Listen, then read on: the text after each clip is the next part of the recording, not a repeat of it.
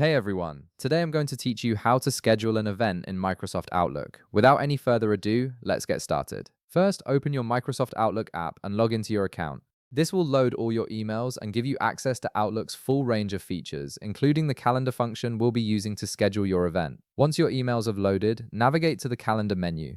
You'll find this at the bottom left part of your screen, where you'll see 4 different icons displayed. Click on the calendar icon to access your calendar interface. This is where you'll be able to view all your scheduled events and create new appointments.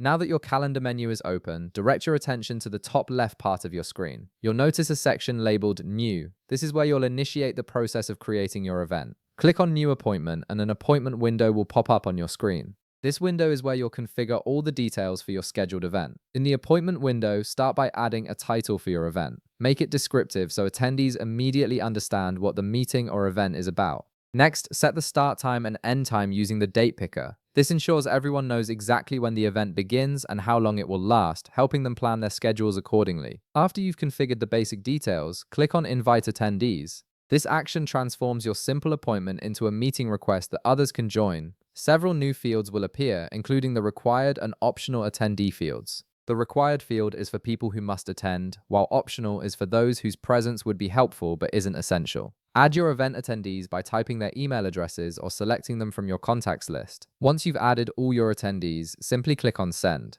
This will dispatch the meeting invitation to everyone you've included. They'll receive a notification about the event, complete with all the details you've entered, and the event will automatically be marked on both your calendar and the calendars of all attendees who accept the invitation. And that's it! You've successfully scheduled an event in Microsoft Outlook and invited your team members or colleagues. If this video helped you out, be sure to leave a like, subscribe, and I'll see you in the next one.